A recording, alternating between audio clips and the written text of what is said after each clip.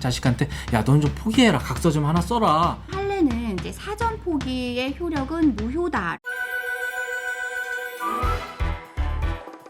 자, 저는 지금 이 법도 종합법률사무소 엄정숙 변호사님과 함께 이 유류분에 관련된 얘기를 들어보고 있습니다.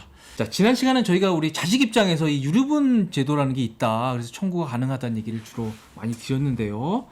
오늘 좀 부모님 입장에서 얘기를 좀 해보고 싶어요. 네. 이 부모님 입장에서 보면 이 유류분이라는 게 조금 섭섭한 제도일 수 있어요. 내가 일군 재산인데 내 마음대로 못하느냐 이렇게 생각을 할 수가 있죠. 네, 그렇습니다. 어찌 보면 부모님은 유언을 할 자유라는 게 있으신 거죠. 그러니까 그럼요. 본인의 유지를 남겨서 재산에 대해서 처분할 자유.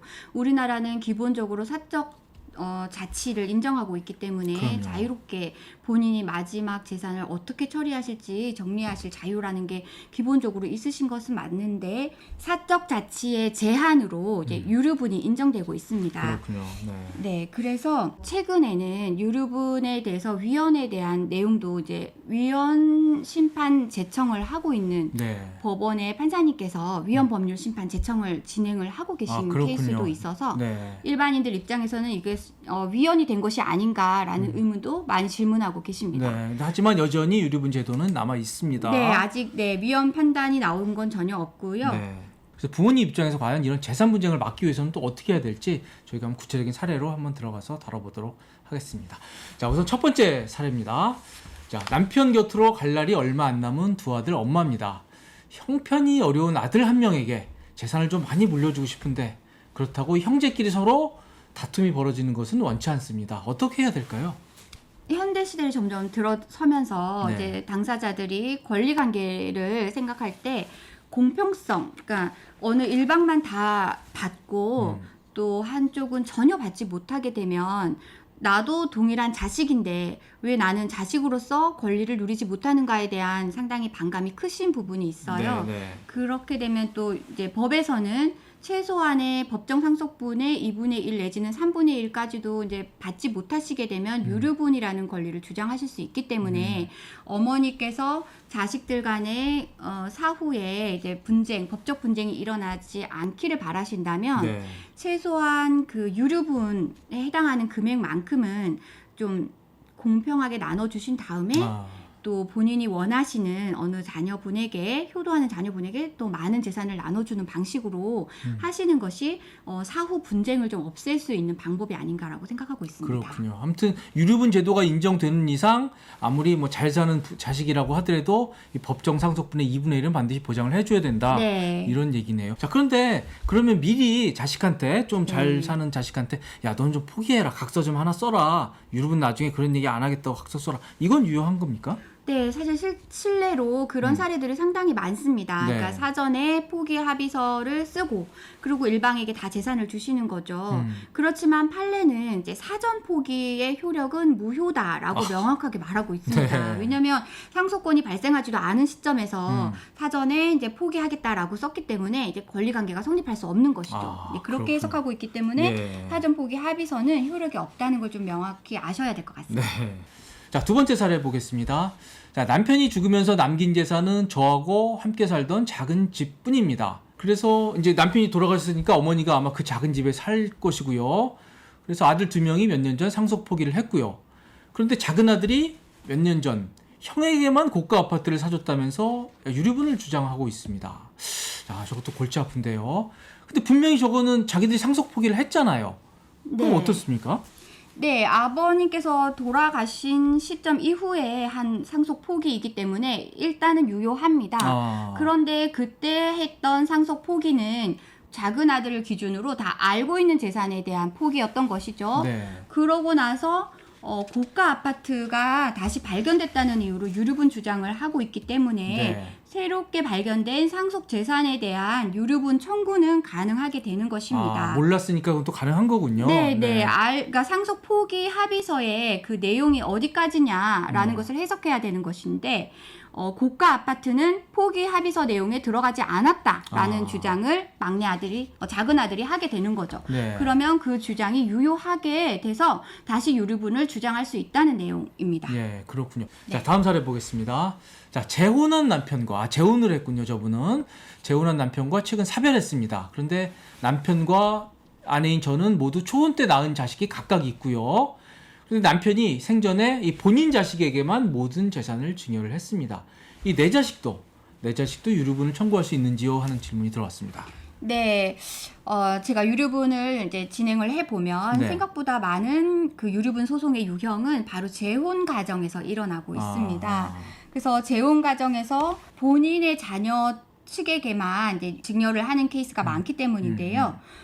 결론은 데려온 그 이제 뭐죠? 재혼 배우자의 자녀 간에는 상속 순위가 이제 발생하지 않습니다. 상속권자가 아니죠. 네, 그거부터 분명히 아시면 말하자면 그 계모자 서자 관계가 되겠죠.